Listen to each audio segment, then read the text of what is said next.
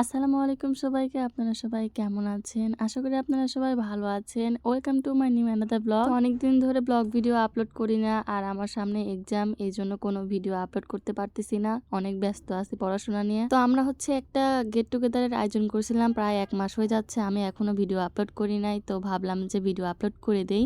আবার অনেকে আমাকে জিজ্ঞেস করতেছে যে গেট টুগেদার করলা, সেটার ব্লগ আপলোড কবে দিবা? তো এটার জন্য আমি তাড়াতাড়ি দিতে চাচ্ছিলাম, কিন্তু হয়ে ওঠে নাই। তো আজকে ভাবলাম যে আপনাদের সাথে শেয়ার করি। এদিকে গেট টুগেদারের কথা শুনে আমি হাতে মেহেদি লাগাইছিলাম, কারণ কোনো অনুষ্ঠান বা কোনো প্রোগ্রাম হলে আমার মেহেদি লাগাতেই হবে। আবার এদিকে আমাকে র্যাপিং করার দায়িত্ব দিয়েছিল। আমাদের লটারি হবে, আবার ছেলেদের খেলা হবে, মেয়েদের খেলা হবে, তো সব মিলাই অনেকগুলো র্যাপিং করতে হবে। এদিকে আমি সকালে ঘুম থেকে উঠে র্যাপিং করা শুরু করে দিছি। আর এখানে আমি একটু স্টাইল করে র্যাপিং করতেছিলাম। দেখেন তো আমার র্যাপিং করা কেমন হয়েছে, অবশ্যই কিন্তু কমেন্টে জানাবেন। আর যত তাড়াতাড়ি পারি আমি কাজগুলো কমপ্লিট করে নিচ্ছি, কারণ এই কাজগুলো করতে করতে আমি আবার শহরে গেছিলাম। শহরে গিয়ে আমার একটা হিজাব কেনার ছিল, তো ওইখান থেকে আমি হিজাব কিনে এসে যা বাকিগুলো ছিল সেগুলো আমি র্যাপিং করছি। কাজ করেও শান্তি নাই, কাজ করতে করতে দুপুর হয়ে গেছিল। তারপর পড়াতে যাওয়া লাগবে, কারণ সব মিলে আজকে অনেক ব্যস্ততা। আজকে এতই ব্যস্ত যে বাচ্চাদের রেখে আমি রান্না করতেছি, মানে বাচ্চারা পড়তেছিল আর আমি এদিকে রান্না করতেছিলাম। আমার স্টুডেন্টরা কিন্তু খুবই লক্ষ্মী। আমি যখন যেদিন কাজ করি সেদিন ওরা চুপচাপ পড়ে চলে যায়,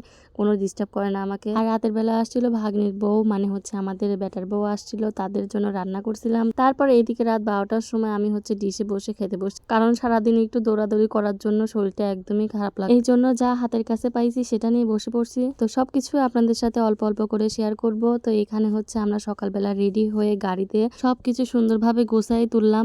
এখান থেকে আমরা সোজা এডওয়ার্ড কলেজে যাব। তো এখানে বাস দাঁড়ায় আছে, সবাই একসাথে রেডি হয়ে তারপর আমরা বাসে উঠে সোজা নাটোরে চলে যাব। আমরা সবাই মিলে যাব নাটোর গ্রিন ভ্যালি পার্কে। ওইখানে আমাদের পিকনিকটা হবে। আর এদিকে আমার পাশে ছিল প্রিন্স ভাইয়ের শালী। আমরা যাওয়ার পর দেখি অনেকেই চলে আসছে, আর এখানে দেখি মামা আর মামি এখানে দাঁড়াই আছে, আমাদের জন্য ওয়েট করতেছিল কখন আমরা আসব। আমাদের এখান থেকে রওনা দেওয়ার কথা 9টায়, তো আমরা তার জন্য তাড়াতাড়ি চলে আসছি। এখন দেখি কেউই আসে নাই, মোটামুটি প্রায় 3-4 জন আসছে, মানে কাপড়রা। এখনো প্রায় অর্ধেকের বেশি আসা বাকি। তারপর আর কি করার, আমি একটু আমার ভাইকে বলছিলাম যে আমাকে একটু ভিডিও করে দে। অনেকক্ষণ ধরে আমি ভিডিও করতে না পারার জন্য ছটফট করছিলাম যে কখন আমার ভিডিও হবে, আমি একটু ছবি তুলতে পারবো। এদিকে ভাবছিলাম যে হয়তো 9টা পার হবে, কিন্তু না, আমাদের যাইতে যাইতে প্রায় 11টা বাজছিল।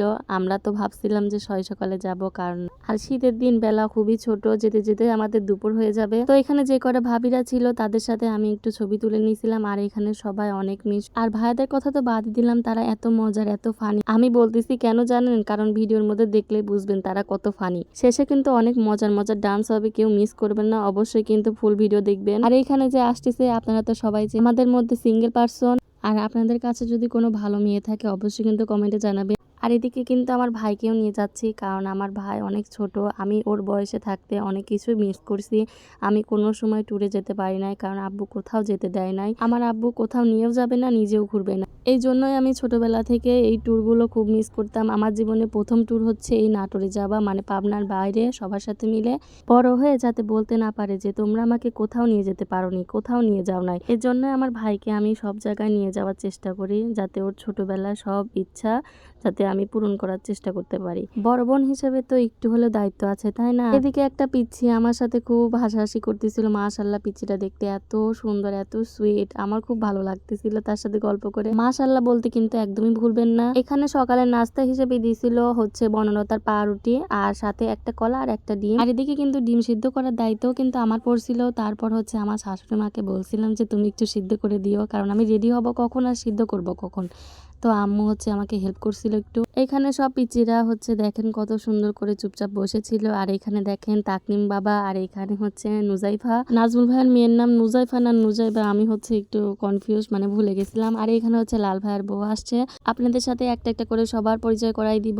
তারপর সবাই দোয়া পড়ে আল্লাহর নাম করে গাড়ি ছাড়া হলো, কারণ যখনই আমার বাসে যাওয়া হয় খুব ভয় করে, কারণ বাস তো অনেক দ্রুত চলে। তার জন্য গাড়িতে উঠে আমি মামাকে বলছিলাম, মামা আপনি কিন্তু আস্তে চালাবেন, ধীরে সুস্থে। তারপর বাসে একটু গান বাজনা করার জন্য আর লতিফ টাওয়ারের পাশ থেকে আমরা একটা বক্স ভাড়া করি। তারপর নিয়ে আমরা রওনা দেই। আর এদিকে তো আমার জামাইয়ের খোঁজই পাওয়া যায় না। যখনই কোনো আমাদের গেট টুগেদার হয় তখন তাক খুঁজে আসলেই পাওয়া যায় না। এদিকে আমি একটা ছোট ভিডিও বানাচ্ছিলাম। তারপরে এখানে ফিল্টার লাগানো ছিল, তো জামাইকে আমি এদিক টুকা মানে বলতেছি যে এদিকে তাকাও। তো যখন তাকায় তার মুখে ফিল্টার চলে যায়, দেখেন কেমন লাগতেছে। প্রাঙ্ক করতে গিয়েও আমার ক্যামেরাটা বন্ধ করে দিছে। আমরা যখন প্রথমবার গেট টুগেদার করছিলাম তখন ভাইয়ারা এত মজা করতেছিল, মানে সবাই একটু আমাদের মনে হচ্ছিল না যে বিরক্ত হচ্ছি আমরা। তো সবাই অনেক মজা করছিলাম। তো এবার হচ্ছে আমাদের দ্বিতীয়বার একটা পিকনিক হচ্ছে, তার জন্য আমরা আরো বেশি এক্সাইটেড ছিলাম, অনেক মজা করছি। আমরা বাসে উঠে সবাই আনন্দ করছি, ভাইয়াদের ডান্স দেখছি। আপনাদের ভাইয়া যখন ফান করে অনেক মজা করে তখন বাসায় সেটা করে, কিন্তু আজকে যে সবার সাথে মিলে নাচ গান করতেছে এটা দেখে আমি খুবই অবাক হয়েছি। আমার তো এটা দেখে খুবই ভালো লাগতেছিল, কারণ সব ভাবিরা অনেক খুশি ছিল, কারণ সবাই বন্ধুরা মিলে একসাথে নাচতেছে আর আমরা ভিডিও করতেছি। আসলে আমরা ক্যামেরাম্যান হয়ে গেছিলাম সেই দিন। তাদের কি আজগুবি গান, তাদের কি আজগুবি নাচ, তাদের এই সব দেখে এত ফানি লাগতেছিল, মানে মুখটা আমাদের বন্ধই হচ্ছিল না, মানে দুই গালটা ব্যথা হয়ে গেছিল হাসতে হাসতে, মানে স্মাইল ফেসটা যেরকম থাকে হি হি করে হাসা সেই রকমই হয়েছিল আমাদের ফেসটা। বিশেষ করে এইখানে নয়ন ভাইয়ের নাচটা অনেক ভালো লাগতেছিল, যে পাঞ্জাবি পরে আছে ওই ভাইটা অনেক সুন্দর করে মাজা দুলাচ্ছিল। তারপর ওরা নাচতেছিল, আমি বললাম যে আচ্ছা দেও একটু আমি গান বাজাই। তো ওনার থেকে মানে আপনাদের ভাইয়ের থেকে আমি মোবাইলটা নিয়ে আমি হিন্দি গান বাজাচ্ছিলাম, কারণ ওরা কি সব গানে বাংলা বাংলা গানে নাচতেছিল, আমার সেটা পছন্দ হচ্ছিল না, কিন্তু নাচগুলো খুব ভালো লাগছিল, একদম ফাটিয়ে দিছে। এদিকে তো আপনাদের ভাইয়ের একটা ডায়লগই হচ্ছে ভেঙে ফেলা, মানে ওর মতো আমি বলতে পারি না, ও কিভাবে যেন সুন্দর করে বলে। ভিডিও যখন এডিট করতেছি তখন মনে হচ্ছে ওই দিনটা যদি আবার আসতো খুব মজা করতাম, আবার মনে হচ্ছিল না যে সময়টা চলে যাক তাড়াতাড়ি। আমরা তো বারবার বলতেছিলাম যে আজকে সময়টা থেমে যাক। আর এদিকে যে ভাইয়াটা হচ্ছে ভিডিও করতেছে ওইটা হচ্ছে নাজমুল ভাইয়া, সে একটা মজার মানুষ। যে গানগুলো বাজতেছে সেগুলো যদি আমি দিতে পারতাম তাহলে অনেক ভালো লাগতো, কারণ যদি গানগুলো দিয়ে দিই কপিরাইট চলে আসবে, এই জন্য খুব দুঃখিত দিতে পারতেছি না। আমি তাকে বলতেছিলাম তুমি তো ভালো ডান্স পারো, তো আবার সে দেখাচ্ছে দেখেন কত সুন্দর করে ডান্স করতে পারে। তারপর আমি খেয়াল করলাম যে সবার চোখেই চশমা আছে, তার জন্য আমি একটা গান লাগাই দিলাম, সেটা হচ্ছে কালা চশমা। তো সবাই ওই গানে অনেক মজা করে নাচতেছিল। এদের দেখে কেউ কি বলবে তাদের দিন দিন বয়স হচ্ছে, মনে হচ্ছে যে এখন ইয়ং জেনারেশন যারা আছে তাদের মধ্যে পড়ে গেছে। তারা যে এত মজা করতে পারে তাদের দেখলে হয়তো বিশ্বাস করবেন না। সত্যি একটা কথা ঠিক যে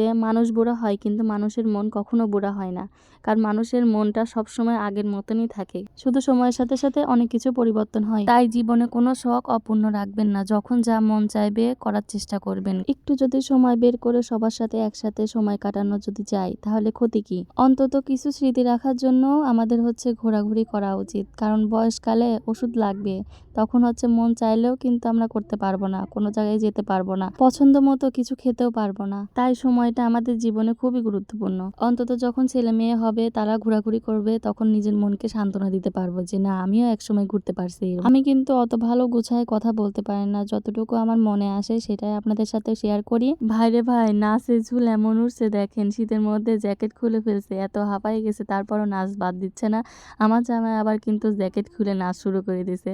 তো অনেক নাচার পর সবাই এখন রিল্যাক্সে বসে গল্প করতেছিল, আর ভিডিওটা অনেক বড় হয় জন্য আমি হচ্ছে 2 পার্ট রাখছি, আর বাকি অংশটুকু আমি পরের ভিডিওতে দেখাবো। তো ভালো থাকবেন সবাই, আল্লাহ হাফেজ।